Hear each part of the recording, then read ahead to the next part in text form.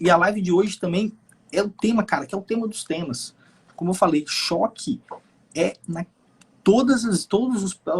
pelo menos a grande maioria dos pacientes graves numa emergência, eles têm uma probabilidade de, na piora daquela patologia, evoluir para um quadro de choque. Então, manejar o paciente com choque é uma estratégia, é uma ferramenta muito importante para qualquer médico. Generalista, um médico que quer trabalhar na emergência, quem vai para a residência de otorrino, mas vai dar plantão um dia, tem que saber manejar o choque, tem que saber fazer a abordagem inicial do choque, tem que saber isso. Então, essa é a importância. E se você continuar comigo aqui, eu garanto para você que isso não vai ser mais um mistério para você. Você vai masterizar o atendimento do paciente chocado na emergência, beleza? Então, meus caros, primeiras coisas, primeiro, como eu coloquei aqui nesse primeiro slidezinho pra gente.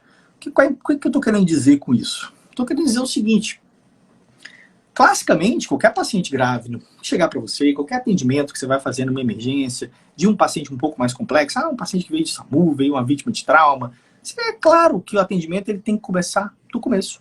E aqui a gente não pode esquecer da via aérea, a gente não pode esquecer da letra B, classicamente, de ventilação, respiração, e a gente vai chegar aqui, o que a gente vai dar atenção na nossa letra C, aí no déficit circulatório daquele paciente. Mas não esqueçam desse conceito, né? A gente vai aqui cortar aqui a letra A e B para a gente poder falar do choque, mas esse atendimento ele é sempre muito simultâneo, ele é paralelo, ele acontece em conjunto.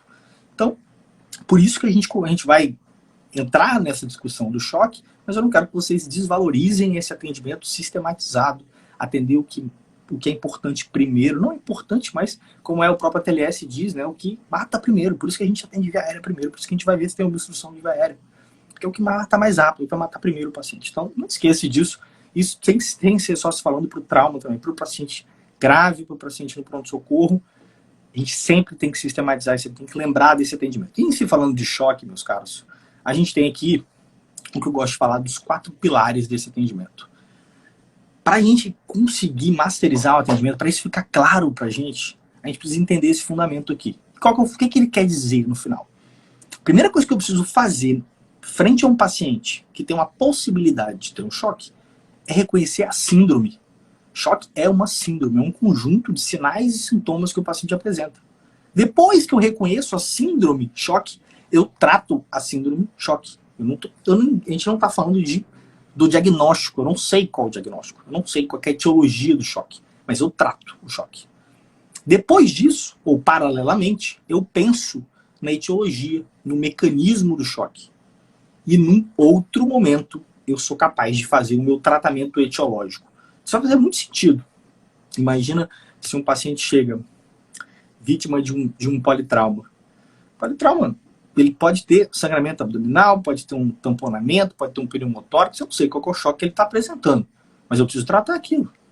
Imagina um paciente hipotenso, você vai pensar qual que é o problema daquele, qual é o problema que ele está apresentando naquele choque? Não, inicialmente eu trato o choque.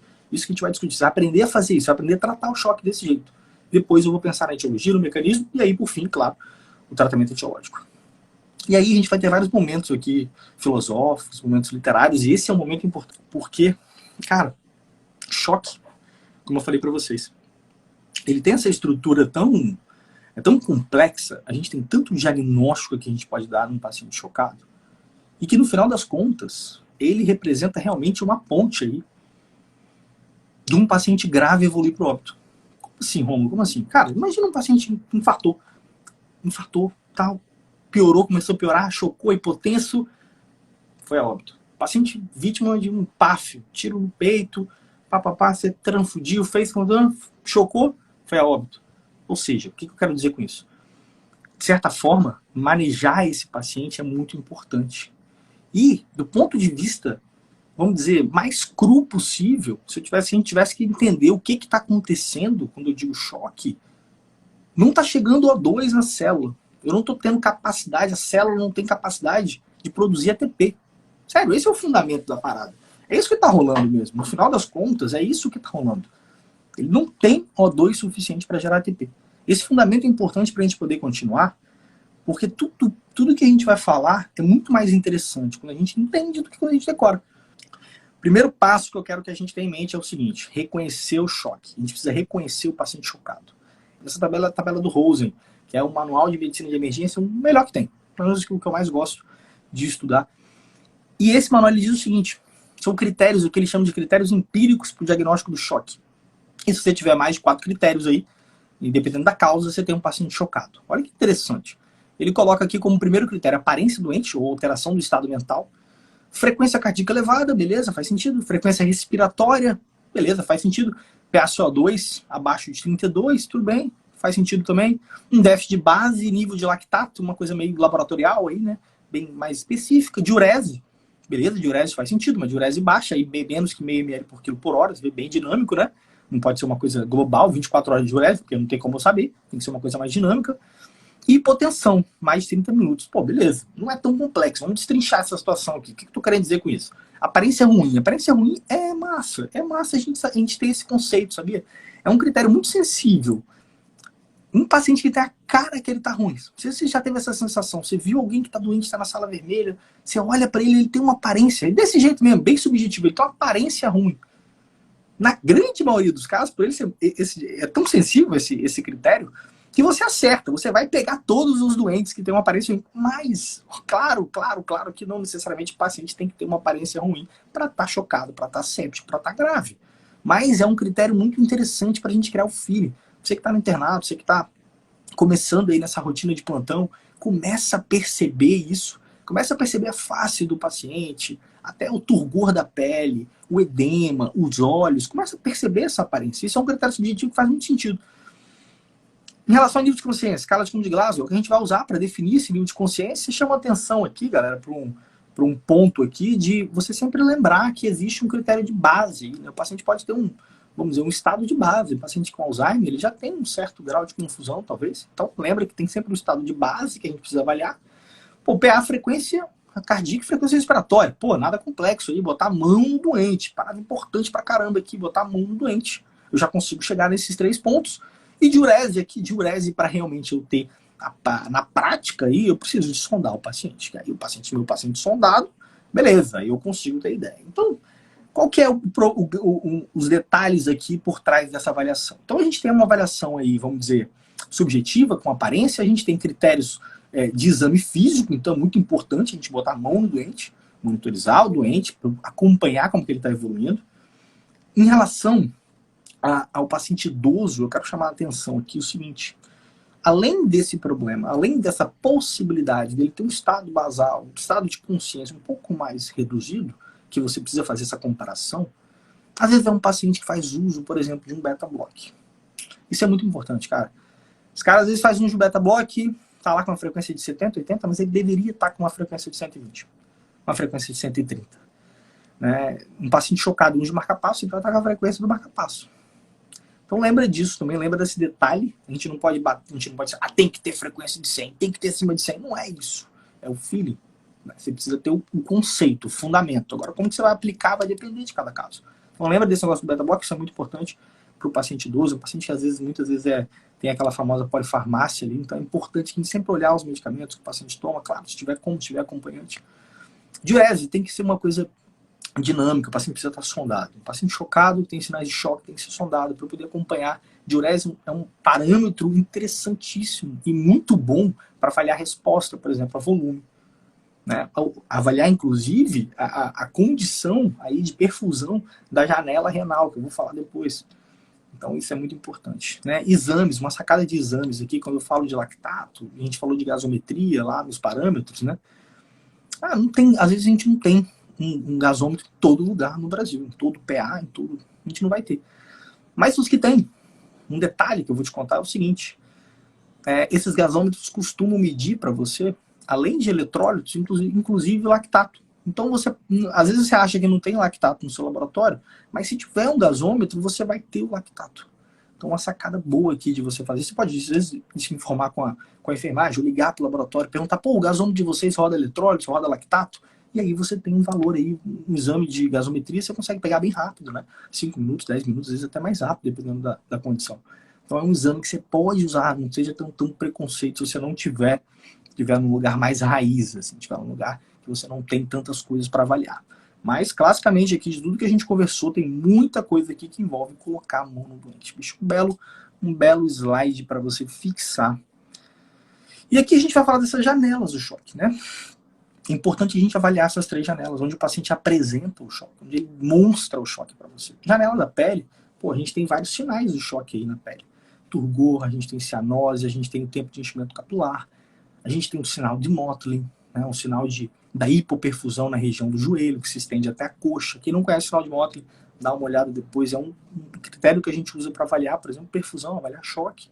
É uma janela importante que tem que ser avaliada no paciente com risco de choque. Janela renal, que a gente comentou, janela de diurese, perfusão, todo sentido. E o sistema nervoso central, aí, que seria rebaixamento, confusão, agitação. O que eu chamo a atenção aqui é o seguinte: se você já esteve no hospital internado e já esteve com medo, manda um eu aqui para mim, porque eu vou contar uma história para vocês aqui agora. Como que essa história de agitação e de nervoso no pronto-socorro às vezes significa choque, significa hipóxia e não significa piti. Isso é uma coisa interessante, isso é um detalhe, parece às vezes um detalhe, né? Mas, por exemplo, recentemente eu tive internado por Covid, cara, e vou te falar que eu não estava sintomático do ponto de vista respiratório, já tinha melhorado da febre, eu estava relativamente bem, cara. Mas o fato de eu estar no pronto-socorro, ali com uma complicação, aquilo me deu uma ansiedade, me deu um medo. Eu tive uma sensação que eu estava com a pressão baixa, que eu estava desaturando, que eu estava com... me sentindo... Cara, foi horrível, horrível. Por que eu tô chamando a atenção disso? Porque, cara, isso ocorre às vezes no pronto-socorro e a gente ali do consultório não consegue ter essa noção real. A noção real que o paciente tem uma sensibilidade, às vezes, muito, muito avançada. Se você vê um paciente, por exemplo, às vezes reclamando demais ou agitado no leito, a primeira coisa que vem na sua cabeça é subvalorizar essa queixa. Né? Até comentei isso no áudio do Bizus recentemente, você subvaloriza isso. Ah não, isso aí é agitação, isso não pode, isso não é hipóxia. Isso não é choque, isso não é um sinal precoce de choque. Isso eu quero chamar a atenção para você. Como que você resolve essa subvalorização dos seus pacientes? Ficando em cima deles. Meu último plantão, eu mandei exatamente sobre isso, porque eu tinha um paciente, quando me passaram o plantão, que era um paciente que estava com um ataque cardíaco. Ah, ele está muito agitado. E nas primeiras horas da manhã, eu realmente fiquei nessa sensação de que ele estava agitado, que era um quadro de agitação mesmo, psicomotora. E a gente sedou um pouquinho mais, né? Controlou um pouquinho, ele realmente melhorava a taquicardia, ficava mais confortável no respirador e tal. Só que o que aconteceu? Isso não resolveu. Ele continuava mantendo essa taquicardia. E eu comecei a pensar, cara, isso é um sinal precoce de choque. Esse paciente está iniciando um quadro de choque, seja por uma nova pneumonia, seja por uma outra coisa. E aí, o fato de eu ficar em cima do paciente me deu a oportunidade de reconhecer esse choque precoce, mudar o jogo ali, tentar mudar, entrar com antibiótico, funcional central, entrar com droga vasoativa. E ele realmente foi uma coisa que ficou na minha cabeça. Do começo da visita até no final do plantão, eu fiquei com isso na cabeça. De como a gente tem essa sensação de subvalorizar uma queixa, por exemplo, como uma agitação. A dica que eu dou nesse momento é exatamente sobre isso. Se isso faz sentido para você, cara, você deveria mandar um coração para mim. Porque isso, para mim, faz muito sentido. Aí vamos seguir aqui, galera. Mas e aí, meus caros, vamos lá. Realmente, o paciente está chocado na emergência. E eu vou iniciar, como a gente falou, a gente vai iniciar o tratamento precoce, mas, de uma certa maneira, depois da gente pensar no choque, a gente vai acabar pensando em mecanismo, em etiologia, o que aconteceu com aquele choque. E aí, dica de filme de hoje, se você não viu Quase Deuses, assista Quase Deuses hoje à noite. Aproveita, vai lá, acho que não sei se tem alguma plataforma não, mas é coisa baixa o filme. Assiste, o filme é muito massa, ele conta a história do cirurgião cardíaco junto com o seu assistente, que realizou a primeira cirurgia cardíaca e tal. E esse mesmo cara, que é o Alfred Blalock, esse cara em 34, ele já tinha uma classificação do choque, que é a classificação que vocês conhecem. A gente tem 4 tipos de choque, né? Imagina aí, o nosso paciente que chegou no pronto-socorro, vítima de um PAF, tiro de fuzil no tórax, né? O paciente chegou chocado por um tiro. Qual que é aí o mecanismo do choque? Manda para mim, qual que é o mecanismo do choque de um paciente que tomou um tiro no peito? O cara tá sangrando pra caramba. Tomou um tiro e tem 2 horas, ficou lá sanguinando lá. Até dei a dica aqui. A dica não, né? Eu contei o negócio. Mas qual que é esse tipo de choque? Hemorrágico. Beleza, hipovolêmico, legal. Então, na verdade, eu tenho um mecanismo do meu choque, que é o mecanismo de hipovolemia. Esse é o meu mecanismo. E a etiologia, hemorrágico. Show de bola. Claro, pô, posso ter outro choque aí, Rom? Pode ser um tamponamento, cara. Pode ser um pneumotórax. Tudo bem, pode ser até combinado, velho. Né? Pode ser até combinado. A gente não precisa ter um mecanismo só de choque, não, tá? Pode ter mais de um, não tem problema não. O paciente com sepsis pode infartar, fazer um choque distributivo e cardiogênico. Tá? Beleza? Mas vamos lá, vamos para outro. Vamos ver como é que isso não é difícil. Isso. Paciente lá, vovozinha, pá, já operou o coração, stent, chegou lá no pronto-socorro, com uma história de precordialgia, começou aí há 2 horas, ficou no PA, evoluiu com uma hipotensão, tá gravíssima, entubada, nora. Qual que é o choque desse paciente? Qual que é o choque dessa paciente? O mecanismo do choque. Mecanismo e etiologia, né? Qual que é o mecanismo e qual que é a etiologia? Da vovozinha, do CAT, que infartou. Pô, cardiogênico, exato. Mecanismo cardiogênico. A etiologia pode ser um novo IAM, por exemplo. Né? Olha o eletro dela aí. Você rodou um eletro aí, tem esse suprão aí. Não precisaria ter, mas poderia ter.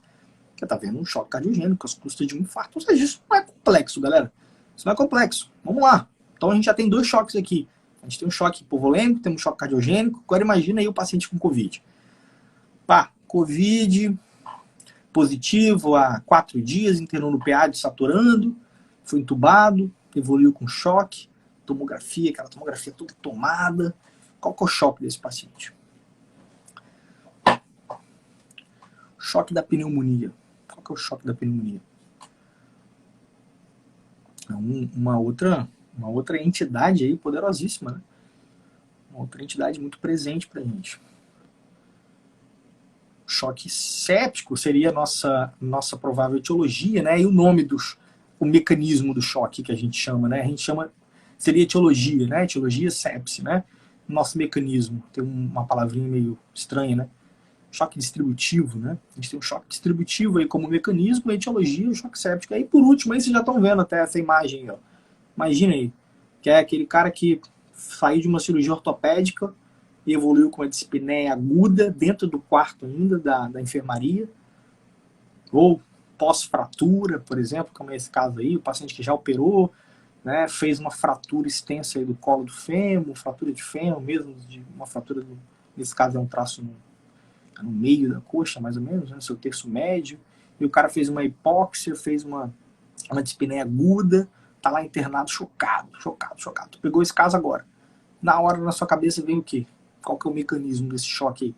Do paciente que chocou depois de uma fratura de um osso longo. Obstrutivo, isso aí, né? Choque obstrutivo. Aí pode ser uma embolia, pode ser um embólico, pode ser tromboembolismo pulmonar, um TEP, não concordo, eu acho que é isso, o mecanismo é esse. Então, galera, pô, vocês estão máquinas, vocês estão verdadeiras máquinas de fazer diagnóstico. E exato, essa associação, ela é poderosa, Ficar com esse conceito na sua cabeça. Isso aqui é questão de prova. Você sacou? Isso aqui é questão de prova, cara. Te perguntei, botei foto aí, te contei uma historinha e te perguntei qual é o mecanismo de etiologia. Mas na prática, brother, na prática, não vem eletro. Na prática, não vem raio-x colado no paciente, não.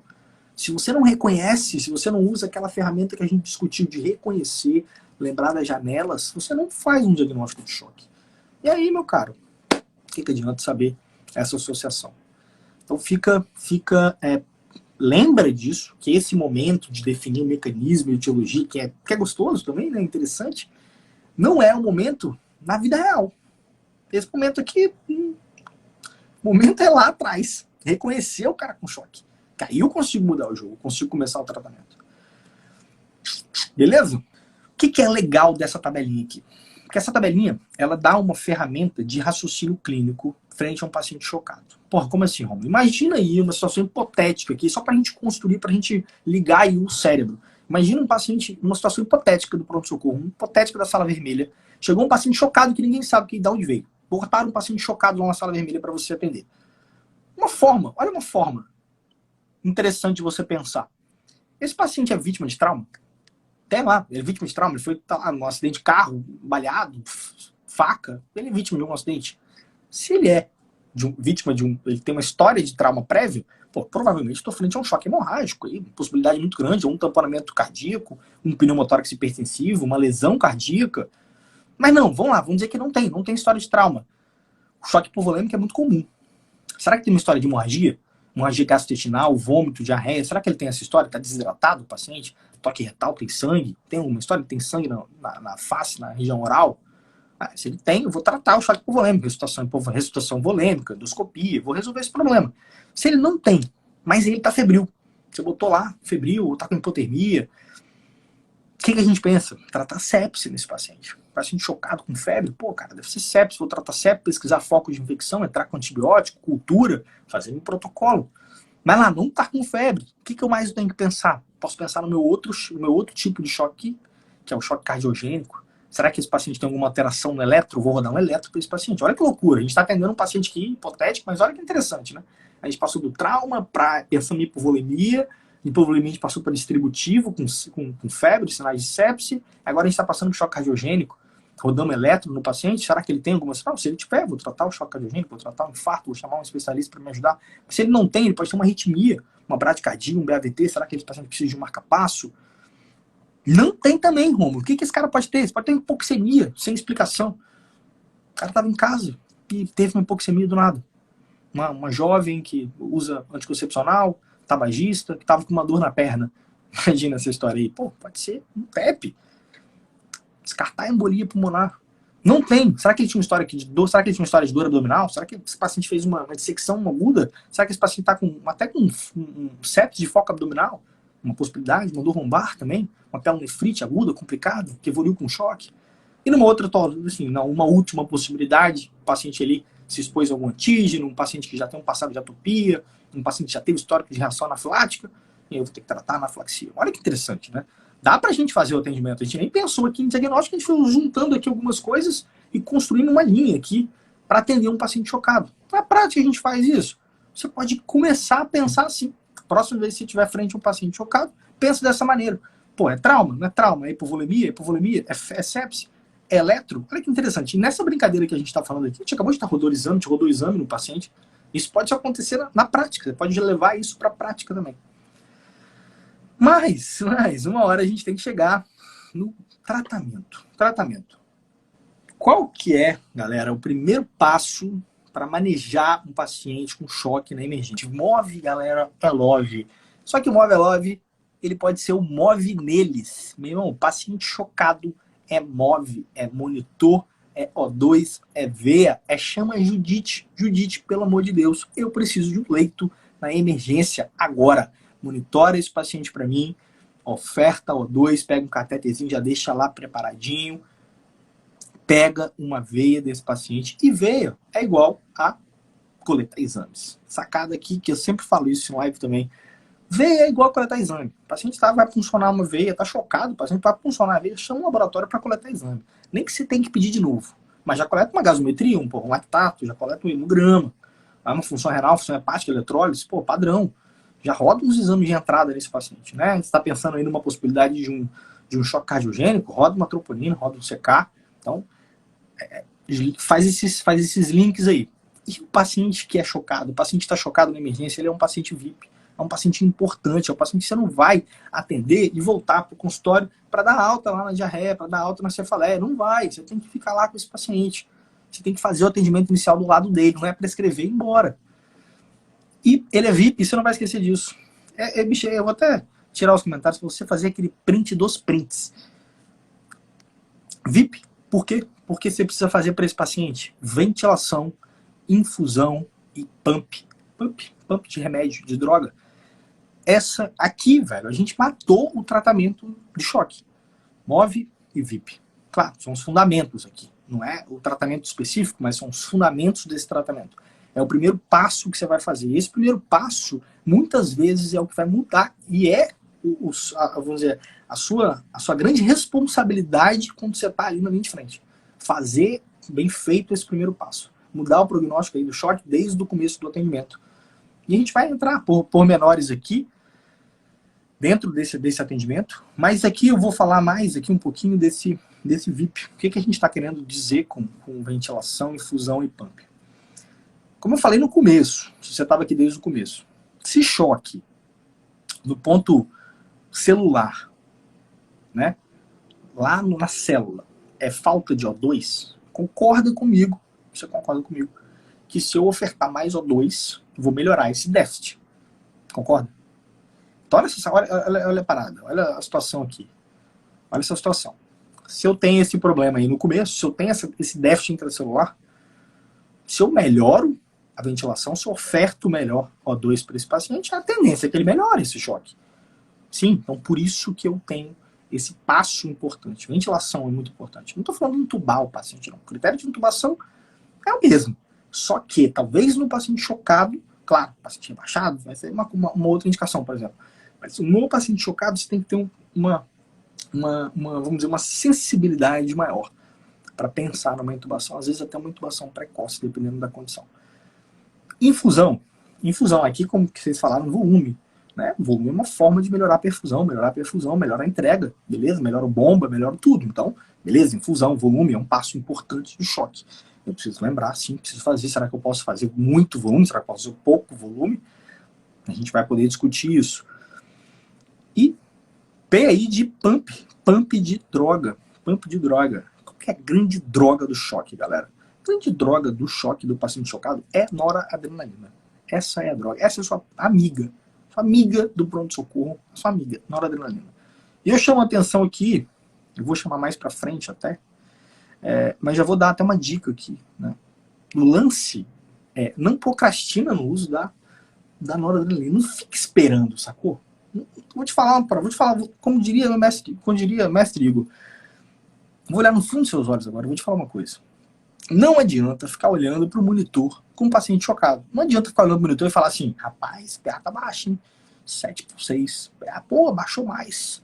6/4. Não adianta. Você precisa tomar uma conduta. E a conduta aqui, meus queridos, é pump, droga, noradrenalina. Não espera. Usa a noradrenalina. Não precisar, depois você abaixa, você tira a noradrenalina. Não tem problema.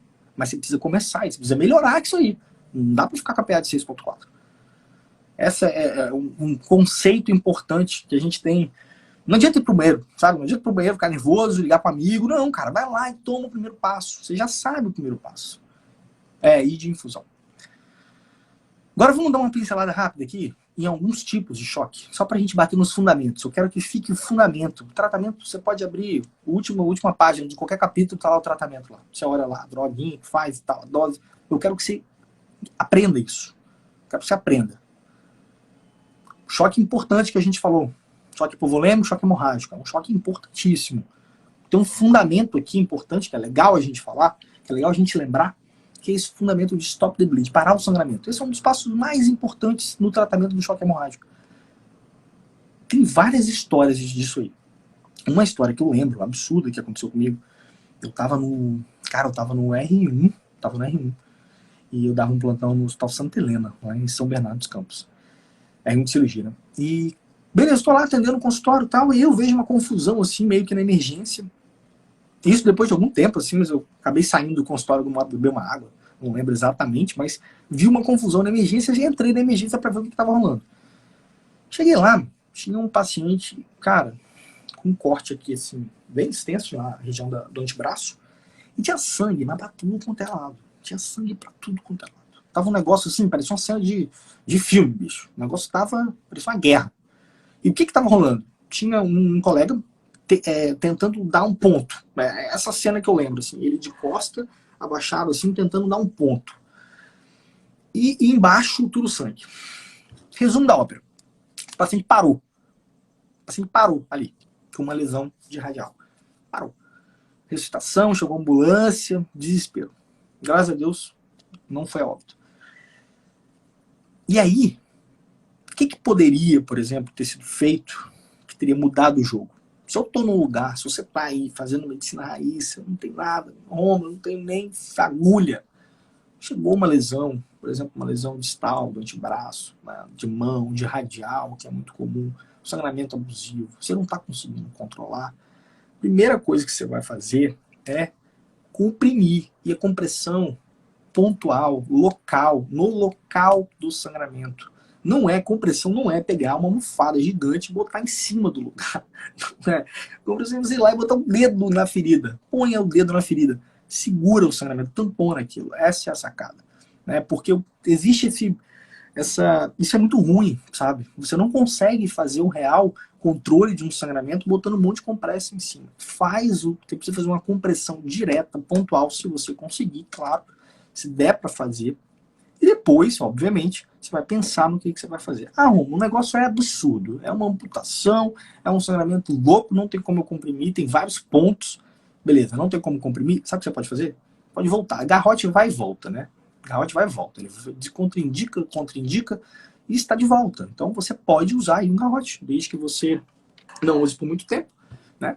E desde que você tire aí a cada 1 hora, né? Alivie a pressão do garrote a cada 1 hora.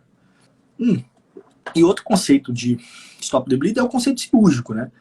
Hoje, cirurgia de damage control faz parte do atendimento inicial, o controle do sangramento na primeira abordagem. Depois manda esse paciente para UTI, por exemplo, repara o que tá vazando, faz a ostomia, e depois volta com o paciente para realmente resolver o problema. Então é importante a gente levar esse conceito, ele é aplicado também na cirurgia. Parar o sangramento é importante. Se você para o sangramento, você tem a possibilidade de parar esse camarada aqui, ó. Tríade letal. Qual que é a tríade letal? Que você vai conseguir prevenir,